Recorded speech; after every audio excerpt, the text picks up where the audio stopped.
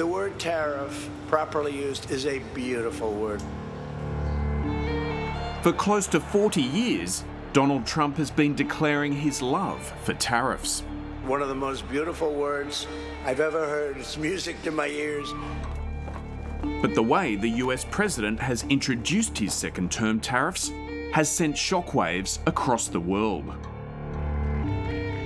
When I first saw that sign, I wasn't sure if it was real. It was just unbelievable. People weren't expecting those kind of numbers. I just shook my head. My wife was shaking her head and just, what's next?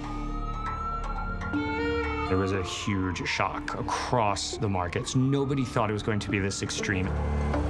These tariffs were supposed to protect American workers and businesses. The tariffs now have caused me to work 1 day a week, 2 days a week, robbing from Peter to pay Paul.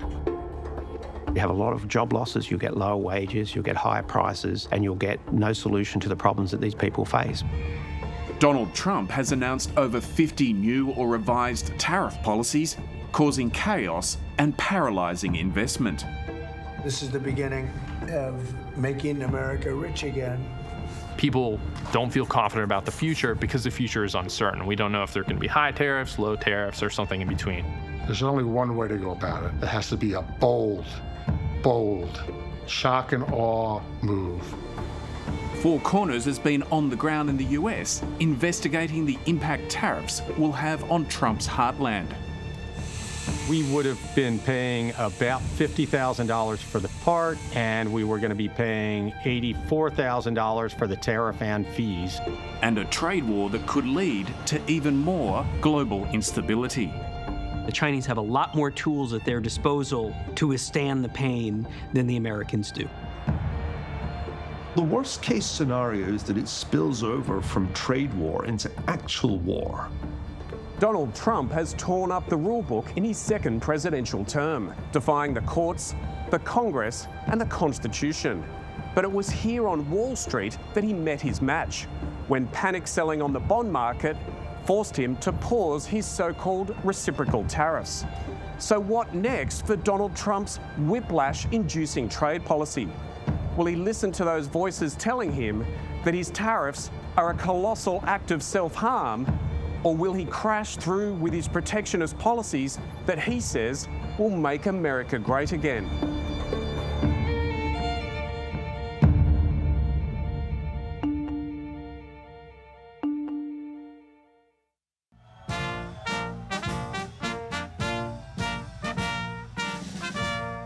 On April 2, Donald Trump gathered steelworkers, auto workers, and other supporters for what would be one of the most momentous announcements of his second term. My fellow Americans, this is Liberation Day, waiting for a long time. April 2nd, 2025 will forever be remembered as the day American industry was reborn, the day America's destiny was reclaimed, and the day that we began to make America wealthy again. Announcing over 180 countries and territories that would be hit by his so-called reciprocal tariffs, ranging from 10 to 50%, in what seemed like an act of vengeance. Foreign leaders have stolen our jobs, foreign cheaters have ransacked our factories, and foreign scavengers have torn apart our once beautiful American dream. President Trump bypassed Congress, declaring the trade deficit a national emergency. Answer the question on Australia. Long-time adversary Russia wasn't hit by a tariff, but long-term ally Australia was. We have a trade surplus with Australia. We have a free trade agreement. Why? They are an incredibly important national security partner. Why were they whacked with a tariff? Senator, despite the agreement, they ban our beef, they ban our pork, they're getting ready to impose measures on our digital companies. With the idea that we are going to whack friend and foe alike, and particularly friends, with this level is both, I think, insulting the Australians, undermines our national security, and frankly makes us not a good partner going forward. In the week after Liberation Day, stock markets slumped. stock market, suffering major losses on the heels of the president's tariffs. The U.S. and indeed much of the world may be on a collision course with a recession. A trade war escalated between the US and China, the world's two largest economies. Then, remarkably, a sell-off on the US bond market. Once we started to see the bond markets start to rattle, that was a fairly clear indication that we're on the edge of a cliff. We're ending the inflation nightmare. Trump's tariffs had brought the world to the brink of a financial crisis within the first 100 days of his administration. In 100 days, we have delivered the most profound change in Washington in nearly 100 years. I read It is almost unheard of that the safest asset in the US would be heading to a fire sale, and that unnerved the financial markets, the bond markets, the equity markets, and it would have been a disaster that would have spread very quickly to most countries. And I want to just congratulate Donald Trump used executive orders to introduce his radical tariffs and had a cabinet and a team of advisors that either agreed with him or buckled to his will. The Trump administration operates much more like a royal court. You have a king, you have various concentric circles of courtiers around them, and everybody sort of shuffles in and out of the Oval Office, waiting to hear the musings of the king and just implement it.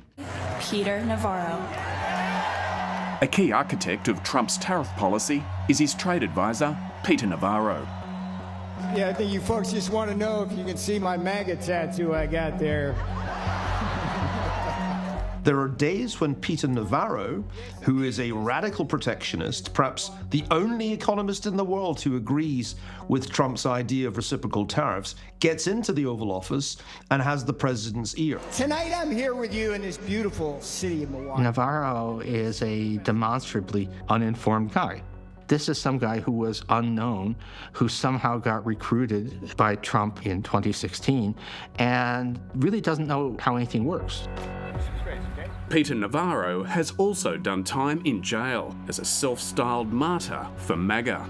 Every person who has taken me on this road to that prison is a friggin' Democrat and a Trump hater. He served 4 months for defying a subpoena from the House Select Committee that investigated the January 6 attacks on the US Capitol. With panic setting in on the bond markets, the Commerce Secretary Howard Lutnick and the Treasury Secretary Scott Bessent realised they had to get Peter Navarro away from the president. So Peter Navarro was pulled to another part of the West Wing, and in his absence, Lutnick and Bessent, unannounced, unscheduled, went to meet with Trump. They told him why they believed he needed to announce an immediate pause and to change course, lest the economy fall into utter collapse. He agreed.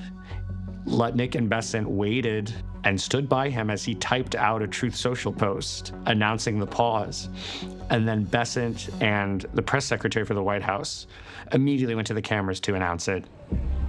The backdown was portrayed as a masterstroke. Many of you in the media clearly missed the art of the deal. You clearly failed to see what President Trump is doing here. Donald Trump had now dialed back virtually all of his reciprocal tariffs to 10%, giving 90 trading partners 90 days to renegotiate new trade deals.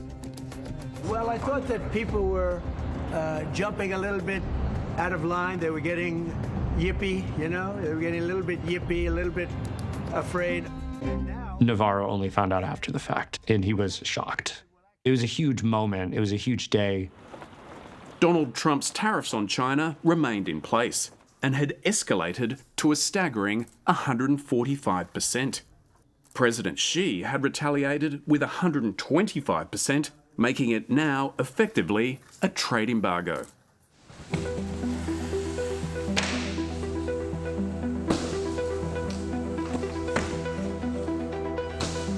Molson Hart is one of the hundreds of thousands of business owners caught up in the chaos of Trump's tariffs.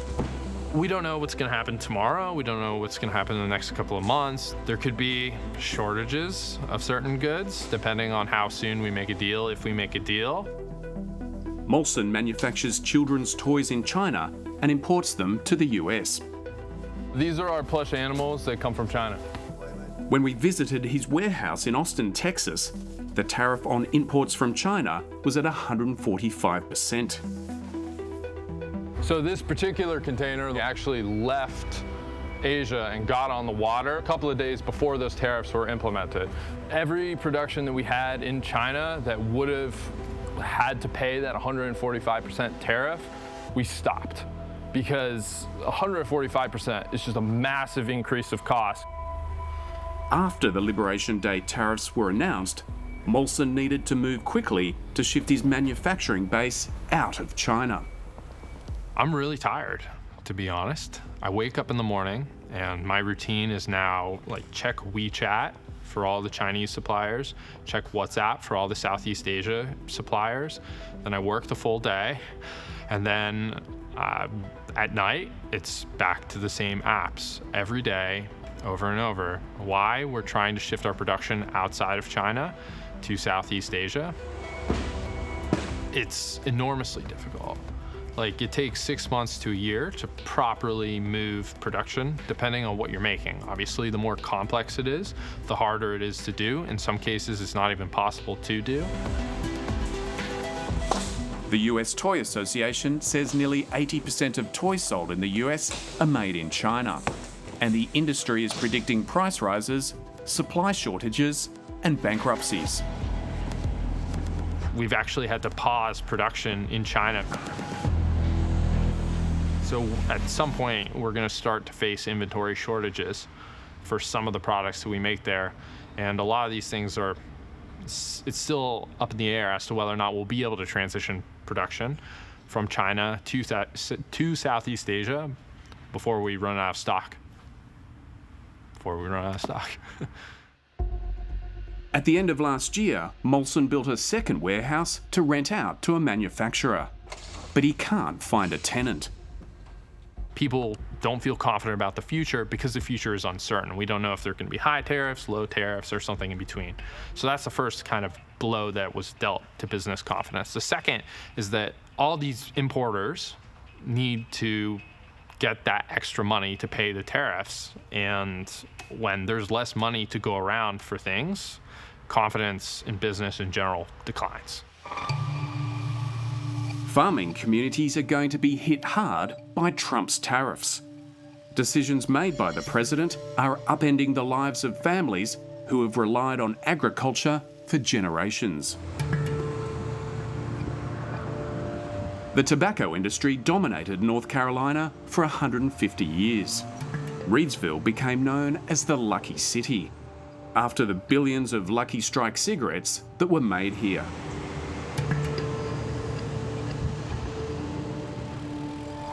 John Ash and his forefathers have a long history of growing tobacco in this region. Not many families can say this, but black families that is, but we've been here for over 100 years. My great-grandfather, my grandfather on both sides, and my father were all farmers. Like many farmers in this area, John relies on another crop, soybean, for his livelihood. A crop worth $13 billion a year in US exports to China. I would say that 40 to 45% of my soybean crop is exported directly to China. When we visited John's farm, he was sowing his first soybean crop of the season. I'm gonna plant about 50% less than I would normally because I don't know what the price is gonna be. I don't want to take the risk of putting even more out there, and I'm cutting back. I'm just cutting back. Soybean farmers were hit by tariffs in Trump's first term, which helped Brazil overtake the US as the world's largest soy producer. John is worried it's going to be even worse this time. I'm concerned that they're going to find other places around the world that can fulfill their needs. But sometimes, you know, you find another grocery store you like, you don't go to your old grocery store anymore. And I'm concerned about that. The tariff chaos means he doesn't even know what crops to sow. You never know how to plan. You hear they got working on trade with this one or that one. Next thing you know, they're not working on trade with this one or that one. I've never seen anything like this before. And it changes from lunchtime to 6 o'clock news.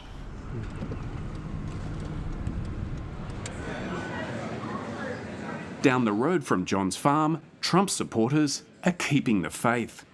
Well, I think that it's going to be a little pain up front. At this gun show in nearby Greensboro, it was hard to find anyone who didn't think the pain of the tariffs were worth it. But I think that eventually it's going to pay off. And he's one of the things I like about Trump is he's a businessman, so he understands how to negotiate and stuff. I think it's a good idea to try, may not be in 4 years, but to eventually bring jobs back to the United States. And that's what we're all hoping, so I'm standing behind him until that. I think it might hurt at first, but I think we'll benefit from it in the long run. I think anything is new, sometimes you hurt from it, but if you recoup from it and it benefits, I think in the long run you come out ahead. One of the titans of the US steel industry agrees that some pain is necessary. And yeah, there's going to be pain. But when you go to a doctor and he tells you has cancer, and he says there's a treatment that'll cure you, but it's going to hurt like hell, what's your decision? To experience that pain, to get healthy again?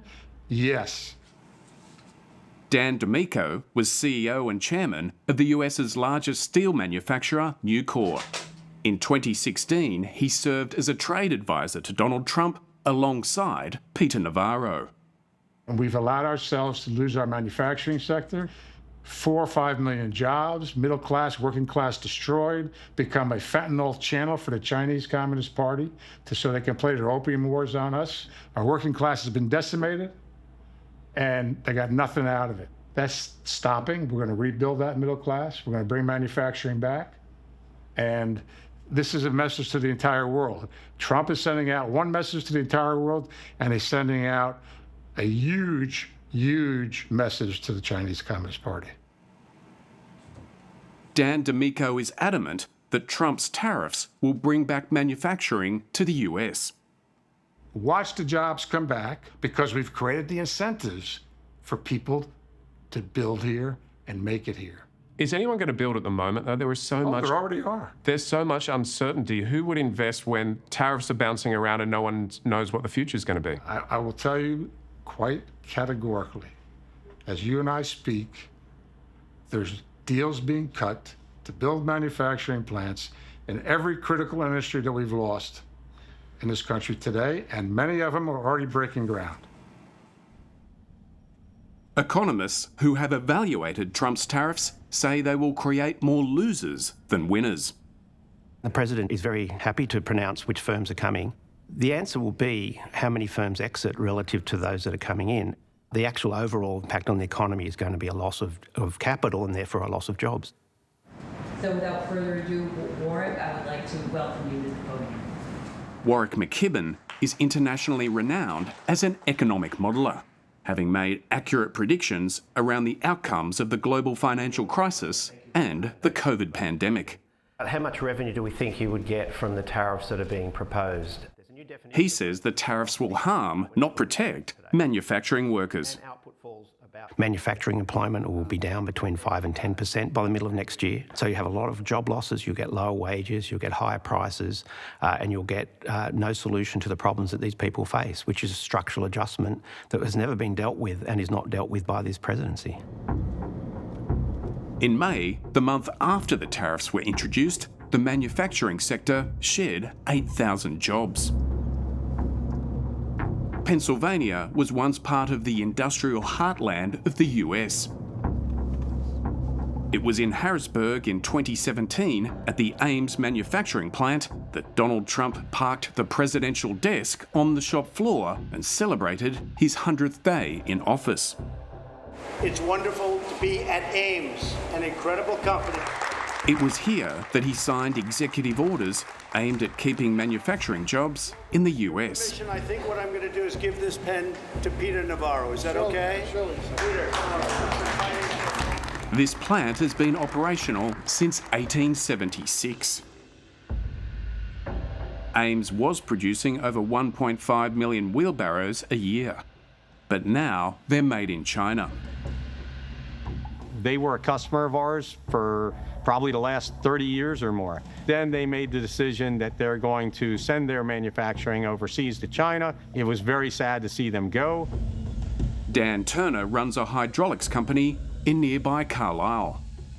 We employ about 45 people, and we're in the hydraulic component repair and systems design and fabrication and installation business. It actually started in the backyard of my parents in 1978. When the Turners' business started, around 20% of American workers were employed in manufacturing. That's now dropped to around 8%.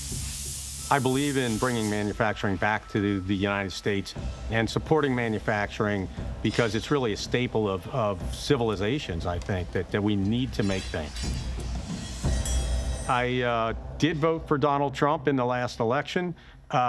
He was, in my mind, the more pro-business candidate.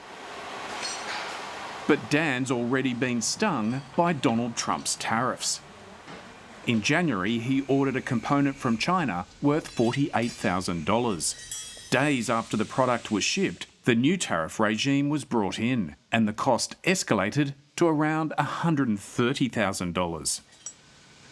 We were told that the tariffs were 145%, but there was still that 25% from 2018. So the tariff total was going to be 170%.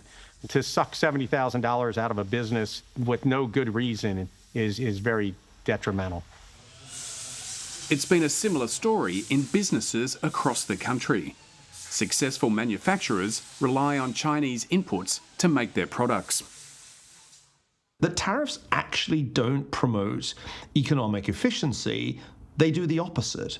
If you don't believe me, look at the countries that tried this. Economic historian Sunil Ferguson says the US can't turn the clock back to its manufacturing past. Adam Smith wrote The Wealth of Nations, published the same year the United States was founded. And Smith said, free trade is superior to protection in all kinds of ways. And Donald Trump picked a fight with Adam Smith. Adam Smith is going to win that fight. Even if manufacturing jobs came back to the US, would American workers want them?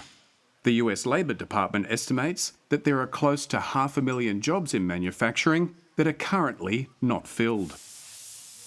I don't know if he realizes. I don't think we have a labor force to possibly manufacture as we did in the 60s here. The people today, they don't want to work in manufacturing. It will take some training and some time and possibly some sort of like mental adjustment period for Americans to start doing some of the jobs that are done in China. They're really hard. Would modern day American workers want to work in factories like they used to? Absolutely. Are they up to the job? Yes, absolutely. You know? Because Nucor has 35,000 teammates. Where do you think they come from? The United States of America. They come from the rural areas. They come from the cities. They come from all over the place.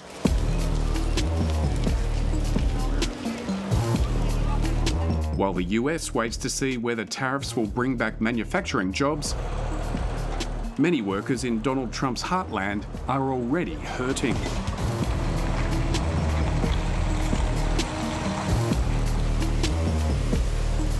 I'm third-generation trucker, what we call a peer rat. I love this industry. It runs in my blood.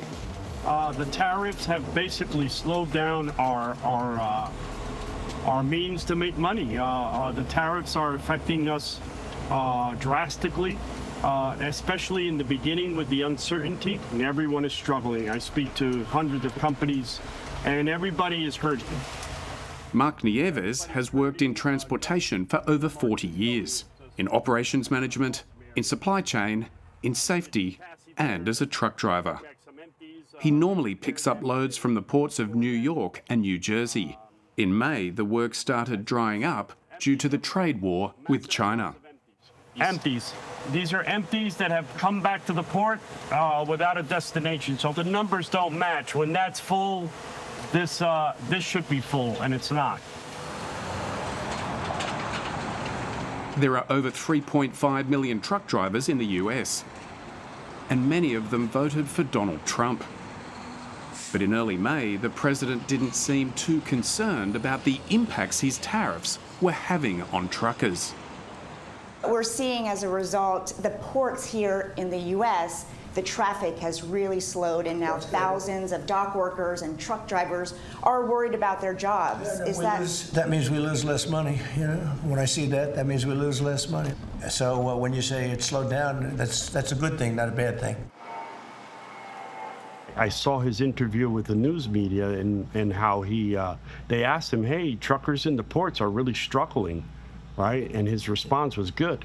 At least China's not stealing from us. It's not about China. It's about us. The tariffs now have caused me to work 1 day a week, 2 days a week, robbing from Peter to pay Paul. The supply lines have basically dried up. It makes me want to cry sometimes. Mark is running as a Republican candidate for the Union County Commission in New Jersey and hopes to be a voice for truck drivers. The country has spoken, and he is our president, and I support him 100%. However, I think he could have handled it much better. In what way? Again, he should have gotten the consultation of real people who live this industry, who know this industry. With supply lines choking, President Trump may not have been listening to the little guys, but the big retailers did have his ear. The CEOs of Walmart and Target got into the Oval Office and they said, Mr. President, there will be empty shelves in our stores if you cut off all trade with China, because in effect, Trump had imposed an embargo on trade with China. I don't think it was the truck drivers or the farmers or anybody else that got to Trump. It was Wall Street and it was the big retailers. On May 12, Treasury Secretary Scott Bessent announced there would be a 90-day pause on the extreme tariffs between the US and China. Both sides on the reciprocal tariffs will move their tariffs down 115%. Rule number one for dealing with China is accumulate as much leverage as possible. And as far as I can tell, Donald Trump started a trade war with China without having accumulated any leverage whatsoever. And now we've negotiated a 90-day ceasefire, and not only have we not accumulated any leverage, we've just signaled that we lack resolve. This is a very dangerous point for the United States. If you think of the game of chicken from the famous James Dean movie, Rebel Without a Cause, two crazed teenagers are driving their hot rods towards a cliff edge, and the game of chicken is who swerves first. Well, in this game of chicken, Trump did open the door by sending Treasury Secretary Bessent to Switzerland to negotiate with his Chinese counterpart, He Lifeng, and reduce the tariffs. In the game of chicken, it was the US that lost. Number one, we have to get a lot After losing that game of chicken, Donald Trump became the subject of ridicule. Mr. President, Wall Street analysts have coined a new term called the taco trade. They're saying Trump always chickens out on your tariff threats, and that's why markets are higher this week. What's your response to that? Oh, isn't that nice? Chicken out. I've never heard that. You mean because I reduced China from 145% that I set down to 100 and then down to another number? And don't ever say what you said. That's a nasty question. The back down on China was good news for Dan Turner. So Dan, tell us the difference between these two documents. If the ship bringing in his component had landed 2 days earlier, he would have paid $84,000 in tariffs. We just got this morning. That's courtesy of the pause and the de-escalation? Yes. You're still paying $27,000 in tariffs on a product worth, what, $48,000? Yeah. So, yeah, we're paying 55%. And so the news is all saying, I think, like 30%. Well, no, there's still a 25 on there. So people don't really understand the full impact that's still existing. And so now we're still underwater, but way better than if we were at the full rate. The uncertainty remains. With the tariffs bouncing around, Dan doesn't want to risk ordering any more components from China. We are on hold with ordering anything from China. If we order now, as our last shipment took 4 months. So we would be in the same boat as we are now if we order now. What's your thoughts about how long this uncertainty is going to last? Maybe another 3.5 years.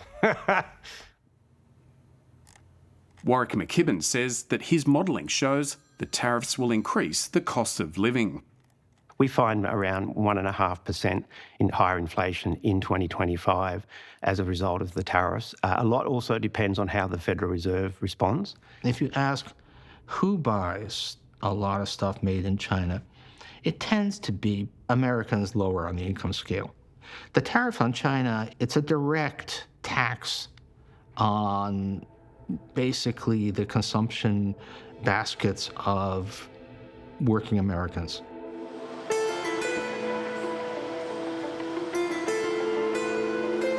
One of the primary reasons Donald Trump is in power is because he promised to reduce the cost of living. But his tariffs will increase costs, including on the coffee sold at the Trump Cafe inside Trump Tower, which will be subject to a 10% tariff. The US is the world's largest importer of coffee, and historically it's tariff-free here. You can't grow coffee beans in most parts of the US, so there's no domestic industry to protect. But under Donald Trump's plan, coffee beans will be tariffed. So this coffee, bought from the Trump Cafe, will soon cost around $8.30. That's close to 13 Australian dollars. And it's a similar issue with bananas, which are difficult to grow in most parts of the US. What's the tariff on bananas? Americans, by the way, love bananas. We buy billions of them a year. Generally 10%. Correct, 10%. Walmart has already increased the cost of bananas by 8%. But as countries do deals with us, that will go to zero. There's no uncertainty if you build in America and you produce your product in America, there will be no tariff. We cannot build bananas in America. Because of the damage to the United States steel industry. With Donald Trump now announcing tariffs by presidential decree, there are concerns he will abuse that power to enrich his family. Tariffs were always seen as a source of corruption when they were central to US fiscal policy in the late 19th century. But at that time, it was Congress and not the president who controlled tariffs. The corruption has therefore moved inevitably to where the power is, to the White House. Vietnam was one of the countries hit hardest by Trump's reciprocal tariffs. Vietnam, great negotiators, great people. We're going to charge them 46% tariff. During the tariff negotiation period, Vietnam's Prime Minister hosted Eric Trump to announce that a $1.5 billion luxury residential complex would be developed by the Trump Organization. It's been reported that the government fast-tracked the project after an intervention from President Trump. I think if the Republicans lose the midterms and the Democrats gain control of the House of Representatives, we'll see a third impeachment. Trump and his family are giving the Democrats so much to work with here that they will be spoiled for choice. It is shocking to have this kind of flagrant oligarchical behavior in the United States, but I think the consequences will not be completely trivial for President Trump if his power wanes. On a picturesque bend of the Potomac River is the well-heeled DC district of Georgetown. It's here that Donald Trump Jr. and other investors are reportedly setting up an invitation-only club called the Executive Branch that costs around $500,000 to join. It's designed for business leaders and tech moguls who want to hold private meetings with members of the Trump administration. When you combine a new tariff system that's changing all the time with an administration that you can buy access to, you get what the Democrats are calling an invitation to corruption. The levels of corruption that we are seeing today in this administration, including when it comes to trade, are off the charts and have completely broken the norms and are probably grossly illegal. So could the Trump tariff chaos spread to Australia? We are currently facing the universal 10% tariff, as well as the 50% tariff on steel and aluminium. We sell a lot of commodities to the US. We sell a lot of beef to the US, and those things we can sell elsewhere. We're not going to be impacted by tariffs as much as other countries might be. We can easily pivot to Asia. Warwick McKibben thinks the tariffs on China will have a minor impact on Australia. So the US puts a tariff on China, the Chinese economy slows down, Australia's iron ore exports will go down as a result. The Australian outcomes are not very bad at all. It's about 0.25% on inflation and about 0.2% on GDP loss. It's big tech that's emerging as a battleground for Australia. The News Media Bargaining Code, which forces the big tech companies to negotiate deals to help fund Australian news content, is seen by the Trump administration as a barrier to trade. And the tech bros want action on this and other matters. I think that they will be asking for terms that give them absolute discretion regarding the decisions that they make when it comes to your data and my data and all the data that is being generated around the world every second of every day that fuel their ability to profit and to dominate, not just in the marketplace, but also in the political sphere, and to shape our experiences as human beings. Catherine Tai was the US's top trade representative under Joe Biden. She says the Australian government has already shown courage to push back against the big tech companies, and they will need to find some more. When you see Elon Musk standing there taking a press conference next to the Resolute desk in the Oval Office, when you have seen Bezos for Amazon, Zuckerberg for Meta, and the Google CEOs with better seats at the inauguration than the president's own cabinet secretaries, be very, very careful about what you negotiate in a digital agreement, because I guarantee you, even more so today than in the past, that agreement will be catering to every wish on those CEO and those companies' list. Donald Trump has started a trade war with China that could have ramifications for global security, strategic alliances, and the economic world order for decades to come. We're at a unique moment, a hinge moment in international politics, in which the distribution of power among countries globally is shifting. Despite the reductions in Trump's extreme tariffs on China, this trade war is far from over. 30% is not a low tariff. My best estimate is that a 30% tariff will cut U.S. trade with China by 65%. That doesn't sound to me like trade peace. This trade war is not just about tariffs. China controls the processing and supply of rare earths and is now restricting exports to the US. There are critical commodities like gallium, germanium, antimony. These are things that could go into specialty magnets. These are things that are used in defense production, in which China has a monopoly, importantly, in both the mining and the processing. And so the Chinese cut off exports of those to the United States.